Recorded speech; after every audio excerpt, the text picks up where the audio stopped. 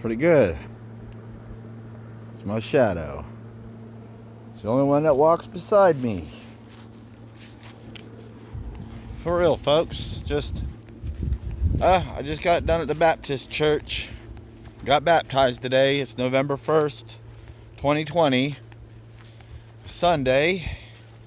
And the baptism went fantastic. It went great.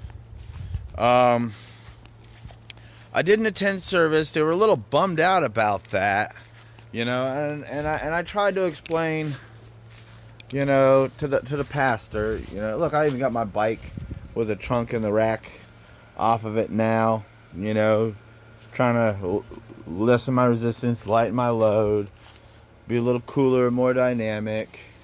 And I'll tell you what, I've been riding around with that trunk and a bunch of junk for years. Boy, riding without the trunk and the inside cleaned out and everything is just, it's almost too light. I'm so used to having that extra swing, but I'm good at compensating, and this is what I was talking about. See, I got the lawnmower back where it needs to be, but anyway, yeah, see, no more lawnmower in the way. But like I said, I'm going to go to the Methodist church this coming week, the one that I did the soup kitchen at, and just, I'm joining them, whether they like it or not. Unless that Baptist church, I'm going to service tonight to sit down and basically, offer, the pastor one last chance to accept me as I am, or to reject me. Just, I talked a little bit about bipolarism today and meeting in the middle and how I've learned how to do that, but they just, like I said, they keep saying, well, when you fail to be a fisher of men, get the church involved. Well, I failed to be a fisher of men, so I got the church involved. And we talked about, my best friend Fuquan.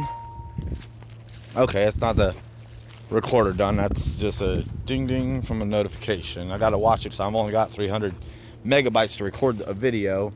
And like I was talking about, see, that's the deck coming out of the lawnmower. I mean, that's the real damage to it. You know what I'm saying? So the deck doesn't need to be replaced at all. It's just bent and solid. That's good. That's good.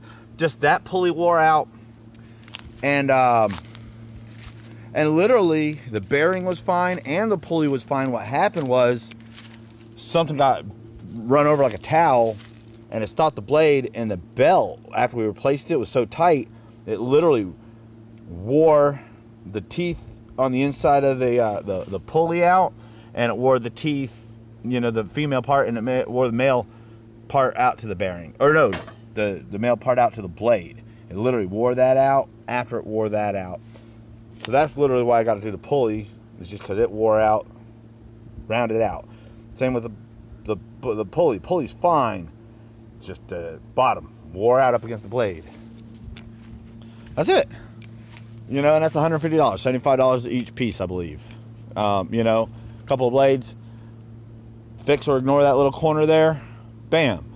Put some brakes on it, and a seat, brand new lawnmower. Or actually, what I'm gonna do is take the good deck and parts and everything. So that lawnmower, when I'm done and wash it, it'll literally new engine, perfect deck, new parts, new belts, new battery, even fresh the gas, and change the filter and do the oil again because it's been a while. Then the other lawnmower, I get the starter valve fixed on it, put that deck on it, put some new brake pad, or put the good brake pads on it. When I get those replaced, make sure the belts are in good shape, replace them, blades, battery, seat. Then I'll have two lawnmowers in brand new shape, reconditioned. Like I said, one literally with a new motor, and one with a new starter valve on a perfectly maintained, engine that's only, like I said, only got 150 hours on it at the most, and probably not much less than that. That's about right for what we get. And this is what I'm talking about. This is the one with the new motor and everything. And what I might do is, when I get this one done brand new, probably sell it or stack it up, in storage.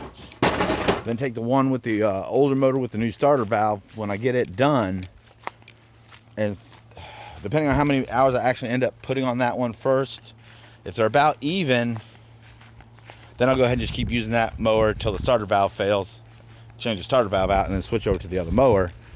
And if that becomes more of a routine, then I'll just keep both of them. But, it's probably not even worth selling it.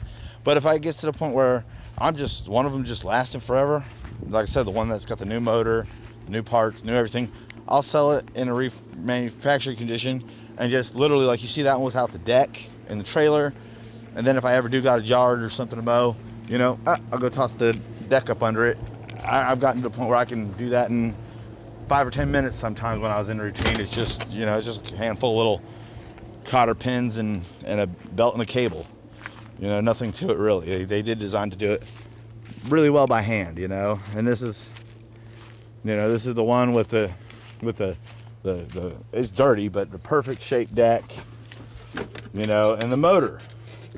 Right now, the overhead valves are a little over tightened to compensate for that starter valve, but that's one reason why I'm not running this thing, because that's not good on that top end, and it's just a little valve. It's overcompensating for a failed mechanical part. And once the engine starts turning over, it starts and runs just fine, particularly when the valves are adjusted correctly. It's just that overpressurization on that first stroke. That's what that valve's for. That's what fails. That totally just ruins the engine. You know what I'm saying? Especially starters and stuff. What I might do as a backup is, bolt one of those things and just get a little remote switch, go click, so the starter goes bzzz and hold, and then pull, and then click with the switch. And that could get over by the starter valve, both short and long run, if I can't ever fix the valve because I just can't get the top end of the engine apart and back together. That's actually a permanent solution.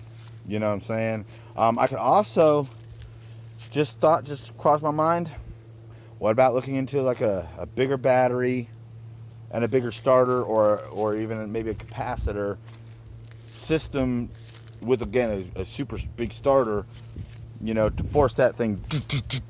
Then again, I'd never need that valve replaced, and as long as the engine gets the oil changed and the valve's maintained, I don't see why that wouldn't be an actual real long-term solution to that starter valve problem than just replacing it every 2 to 5 years, depending on how much I use it.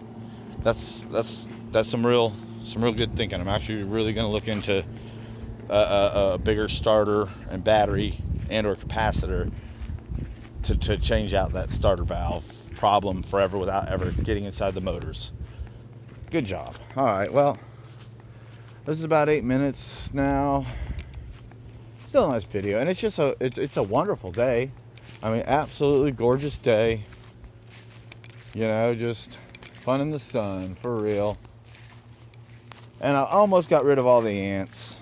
They making a last little ditch effort running for the corners, but I'm just, they ain't got a chance. And my dad, he got the camper sold yesterday for the price he was wanting, so he's going to be upgrading to a Class A. Nice big one too. He's going to make sure I have the washer and dryer and slide outs, and neat. He's getting a big dog. Speaking of big dogs, hey Boomerang. But yeah, he's gonna get that Class A, because he come to the realization that I realized before I ever even got into campers and RVs, when I decided that it was a good idea to get, because it's something I could afford, I could live in, and transport. And I did the same thing in my mind. I said, would I rather have a trailer with a little more space and a little lighter, or would I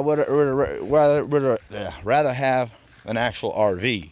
I said, you know what, especially since I got my driver's license and I'm, wanting to be friendly and have fun, I want the RV, the Class A. That way, and I even did the math, class, what do they call them, B or C's, or Class A, and I was like, Class A. I don't want an actual van front end or truck front end cab separated. No, I want this thing from end to end, open box with a steering wheel and captain chairs. You know what I'm saying? And I got it. A couple elderly couple that was retiring, probably getting close to looking at the funeral, sold it to me for $14,000, and I paid a bit of interest on it. Way overpriced, but everything did work. But I know what I know now. I could probably have easily talked him down to 10 without interest and still made the payments. You live and learn. There's a 28-foot Honey RV with a 454 Chevy big block and a 4-barrel carburetor, 3-speed automatic or hydromatic GM transmission, and a big gigantic dually rear axle. And I mean, it was a big truck. Oh, it had an Onan 2-cylinder generator too. That was nice. Had air conditioner on top. The only thing that ever failed on that air conditioner was a blower motor, and it was such an odd motor. I literally couldn't find one to replace it, and I threw the air conditioner away and replaced it with a window unit at that point, because I'd lost my driver's license and couldn't drive it around anymore, or even afford to keep it running to drive it around. And we're talking about an engine with 60,000 miles on it. I just couldn't afford the fuel, and why bother, because I didn't have a driver's license to drive it anyway. And I bought it, so that everybody could hang out in it while we're driving around without seat belts and everything else. And I never even got to do that, really, because my seizures started happening right after I bought it, and I had to park it. It is what it is.